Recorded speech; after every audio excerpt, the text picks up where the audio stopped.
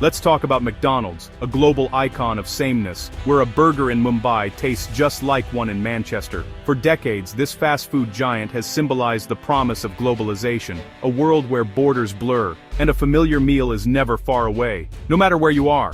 But that comforting uniformity is now facing its toughest test yet. Today, those golden arches are under siege, caught in a storm of tariffs, boycotts, and surging nationalism across Asia. The familiar sight of a McDonald's sign is now a flashpoint in a much larger battle over economic sovereignty and national pride. This isn't a minor spat over cheese or menu tweaks, it's a seismic shift threatening the very foundation of American corporate power abroad. The rules of the game are changing, and the stakes are higher than ever for companies that once seemed untouchable. Imagine a world where 300% tariffs wall off massive markets overnight, turning open doors into locked gates. Suddenly, decades of investment and brand building can be wiped out by a single government decree. That's the nightmare scenario now facing not just McDonald's, but also global giants like PepsiCo and Apple. Their business models, built on global reach and scale, are being put to the ultimate test. Decades of globalization are being challenged by a fierce new economic nationalism, and American brands are the prime targets. The backlash is not just about economics, it's about identity, politics, and the desire for self-reliance. India, with its 1.46 billion people, was once a land of endless growth for these companies. The country's booming middle class made it a dream market, with millions of new customers eager to embrace Western brands. Now, it's ground zero for a nationalist backlash. Protests, boycotts, and calls to support local businesses are reshaping the landscape, making it harder than ever for foreign brands to thrive. The Make in India invitation has morphed into a Get Out of India warning, and the stakes have never been higher. For American companies, the message is clear: adapt or risk being shut out entirely. Similar tensions are boiling in China, where buying a Starbucks coffee or an iPhone can suddenly become an act of disloyalty. National pride is reshaping consumer choices, and American brands are feeling the heat. In this video, we'll unpack the US-India tariff conflict, the rise of the Made in India movement, and whether giants like McDonald's can survive this continental siege. The future of global business may depend on how these companies respond to the new rules of the game. How did we get here? It all exploded in late 2025 with Donald Trump at the center. Again, Trump slapped up to 50% tariffs on Indian goods, citing India's oil trade with Russia as the excuse. India called the move unfair and unreasonable, and the new tariffs piled economic pain onto already strained exporters. Years of growing US-India partnership were shattered in a single aggressive move. The timing couldn't have been worse. Global supply chains were fragile, inflation was high, and the world was still reeling from recent crises. This wasn't a careful negotiation, it was a sledgehammer to a delicate relationship. The result? India, a nation of 1.46 billion, was ready to hit back, hard. And as we'll see, that punch would land squarely on America's biggest brands. India's response was swift and fierce. Prime Minister Modi revived the Swadeshi movement, urging citizens to buy local and shun American brands. WhatsApp lit up with boycott calls targeting McDonald's, Pepsi, Coke, KFC, and Apple. This wasn't just online noise. Public rallies erupted and prominent figures like Baba Ramdev joined the boycott chorus. The movement tapped into deep national pride, transforming shopping into a political act. The symbolism was powerful, invoking Gandhi's Swadeshi legacy. Buying a Big Mac became siding with an economic aggressor. American brands, once symbols of modernity, were now painted as enemies of the nation. The food court became a political battlefield, every purchase a statement. For US companies, decades of brand building were suddenly weaponized against them. The boycott was no longer a threat, it was a reality. At the center of the storm, McDonald's.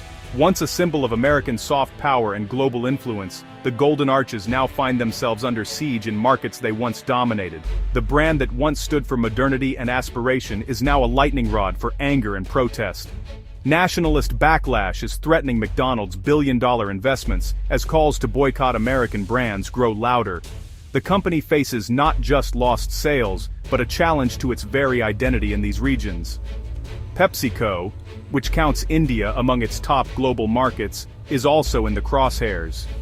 Years of growth and deep market penetration are now at risk, as boycotts and protests threaten to unravel decades of effort and investment. Coca-Cola, Domino's, and Starbucks, brands that have become household names, are all in the firing line. Their sheer ubiquity, once their greatest strength, now makes them easy and visible targets for public anger. Even tech giants like WhatsApp and Apple aren't immune.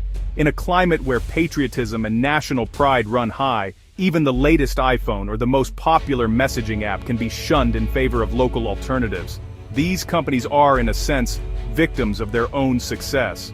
Their brands are so deeply woven into daily life that they've become the perfect targets for boycott campaigns, symbols of foreign influence that can be easily rejected.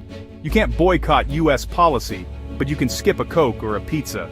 For many, it's a small but powerful way to make their voices heard. Billions spent on building brand recognition and loyalty have almost overnight become liabilities. The very things that made these companies successful are now working against them. The visibility that once fueled their meteoric rise now threatens their survival. Their logos, once seen as badges of progress, are now reminders of foreign dominance to some. For these American giants, the stakes have never been higher. Their future in some of the world's fastest-growing markets hangs in the balance as they navigate a new era of uncertainty and resistance. Crisis breeds opportunity, and Indian brands seized the moment. Dabur launched a bold ad campaign, "Born There, Not Here," directly challenging Colgate's dominance. Amul and other local companies flooded social media with patriotic promotions, urging consumers to buy Indian. Even tech firms, like Rediff, jumped in, touting themselves as the Mail of India and playing on privacy fears. Nationalism became a marketing weapon, reframing every purchase as a test of loyalty. Local brands leveraged public sentiment and government support to punch above their weight. For American companies, countering this wave was nearly impossible. Buy our burgers, even if our government is being a jerk, just doesn't work. The playing field had shifted, and local brands were winning. With all this patriotic fervor, did American brands collapse overnight? Not quite. Despite loud boycott calls, sales didn't immediately plummet. Old habits die hard. Indian consumers were split. Some joined the boycott. Others quietly kept ordering Domino's and sipping Pepsi. For many, a Big Mac was just lunch, not a political statement. Urban consumers valued convenience and quality over politics, seeing the dispute as distant noise.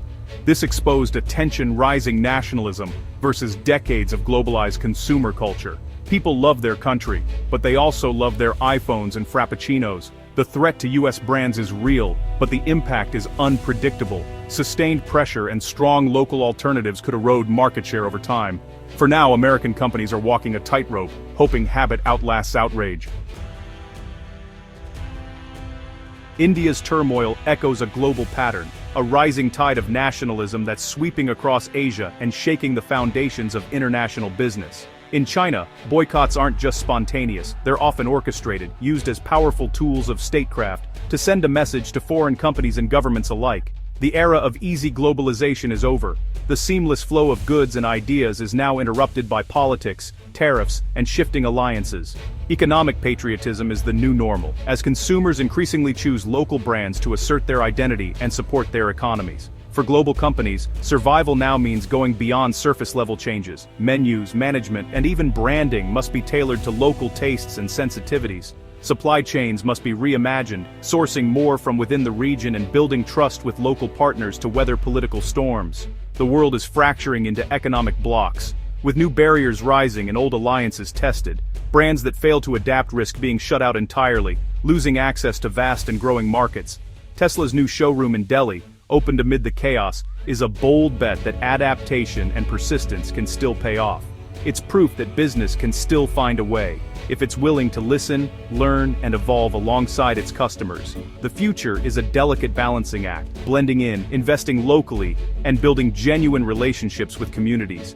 Brands must prove their value beyond just products, showing commitment to local causes and cultures. The golden arches won't crumble overnight, but they must bend, adapt, and innovate to survive in this new era. Nationalist storms will only grow more frequent and intense. For American brands, the stakes have never been higher. Every sale is now a political act, every product a statement in a larger cultural debate. Their fight isn't just about burgers and fries, it's about identity, influence, and the future of global commerce. In this new world order, only the most adaptable brands will thrive.